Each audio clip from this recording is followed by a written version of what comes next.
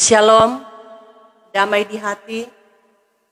Hari ini Jumat 18 Maret tahun 2022 bersama saya Pendeta Rimelia Sumual STH dari Gedung Gereja Jemaat Gemim Sion Madidir Pure mengajak kepada Bapak Ibu Saudara sekalian untuk beribadah, mengawali akan seluruh tugas aktivitas kita di sepanjang hari ini.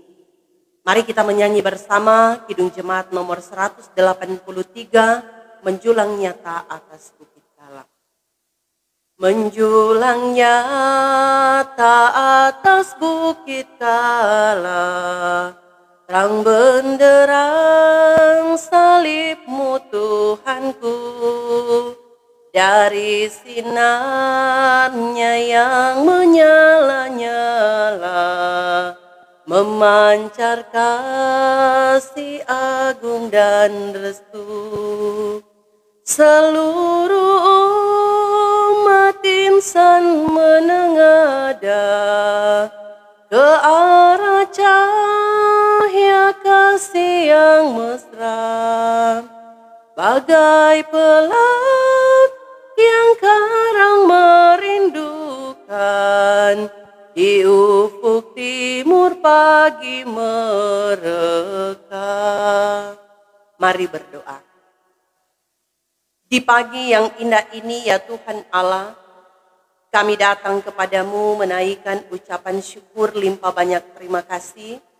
Oleh karena berkat pertolongan Tuhan, sehingga di malam hari yang telah kami lewati, ketika kami beristirahat, kami sudah boleh dijaga, dipelihara oleh Tuhan. Dan di pagi yang indah ini kami pun boleh dibangunkan dengan tubuh yang sehat dan diberkati.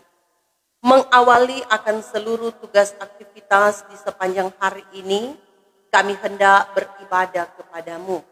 Kami akan membaca, merenungkan berita firman, Roh Kudus-Mu kiranya yang akan memampukan kami untuk dapat memahami dan mengerti firman kebenaran yang akan kami baca dan renungkan bersama, dan biarlah firman-Mu ini yang akan terus menjadi pegangan bagi kami semua di dalam menapaki kehidupan yang dianugerahkan oleh Tuhan.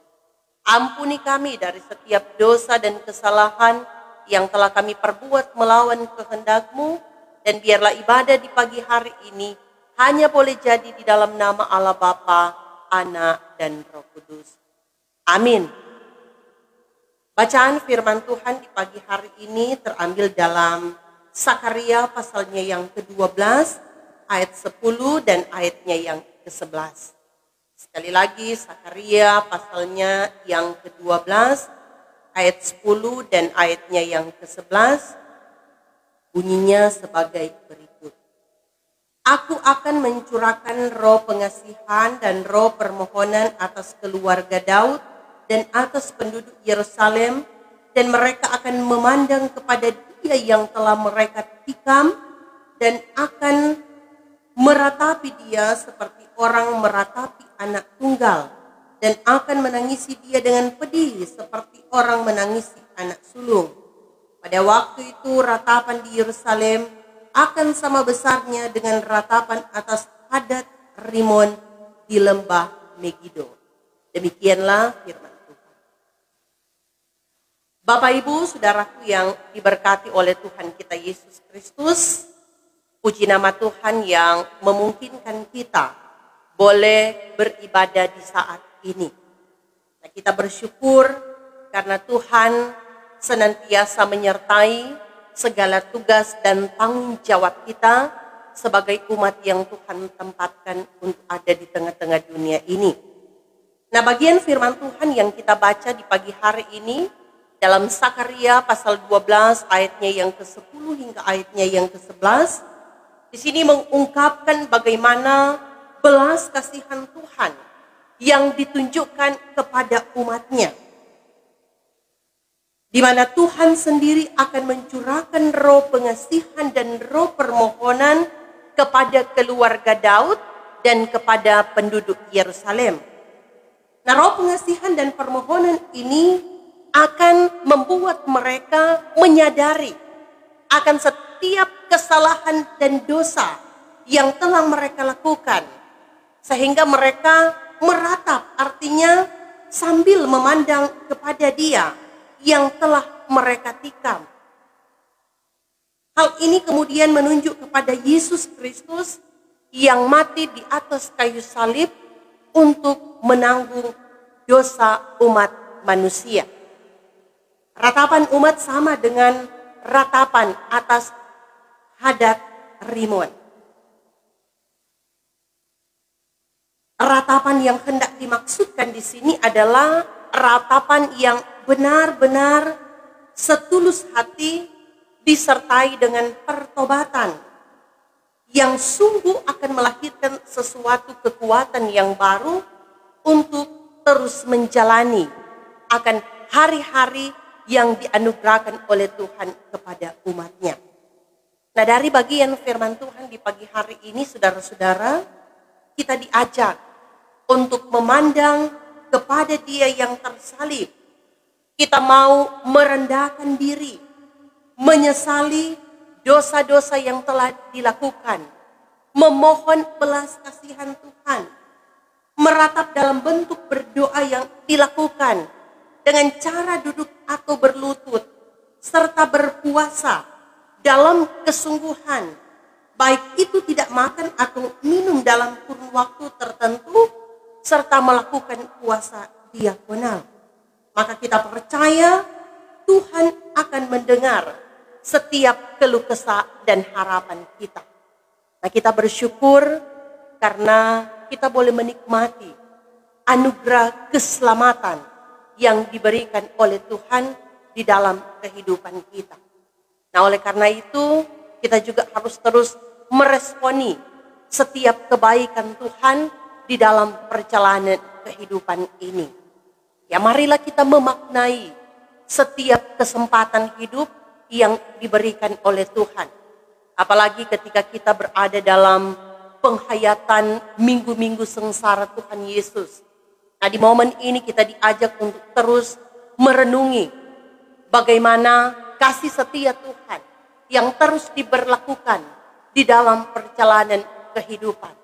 Nah, kita bersyukur memiliki Allah yang begitu baik, yang selalu menyatakan berkat di dalam perjalanan kehidupan kita, yang selalu setia di tengah-tengah ketidaksetiaan kita sebagai umat manusia. Karena itu kita pun terus mengintrospeksi diri. Kita pun terus memperbaharui kehidupan ini, menghadirkan perubahan, meninggalkan cara hidup yang lama dan mau hidup baru bersama Tuhan. Kita sadar banyak kali sengaja ataupun tidak sengaja kita gagal dan lalai menjalankan apa yang menjadi tugas dan tanggung jawab kita sebagai orang percaya. Nah, belum ada kata terlambat, saudara-saudara, bagi kita untuk menghadirkan perubahan. Mari kita terus memiliki komitmen iman untuk terus menjaga jati diri kita sebagai anak-anak Tuhan. Kita mau memiliki kerendahan hati untuk mau menyadari dan mengakui akan setiap dosa dan kesalahan yang telah kita lakukan melawan kehendak Tuhan. Ketika kita benar-benar dan sungguh-sungguh mau datang kepada Tuhan, memohon ampun akan setiap dosa dan pelanggaran yang kita lakukan, maka kita juga akan diampuni. Dan biarlah lewat kehidupan yang kita jalani dapat menjadi berkat bagi orang-orang yang berada di sekitar kita. Lewat sikap dan tingkah laku kita setiap hari. Lewat talenta yang dianugerahkan oleh Tuhan, biarlah itu dapat kita manfaatkan untuk memuliakan nama Tuhan dimanapun kita pergi dan berada, dan teruslah bersyukur apapun situasi dan kondisi yang kita alami di dalam menjalani kehidupan ini. Kita percaya bahwa Tuhan yang kita sembah, Dia tidak pernah meninggalkan kehidupan kita sebagai orang percaya. Janji Tuhan adalah ya dan amin. Ketika kita berada dalam pergumulan di masa-masa ini, marilah kita menyerahkan setiap totalitas kehidupan kita kepada Tuhan. Tuhan tidak memberikan apa yang kita inginkan, tetapi Dia memberikan apa yang kita butuhkan. Pertolongan Tuhan tidak pernah terlambat, selalu tepat dan indah pada waktunya. Tuhan memberkati kita semua. Amin.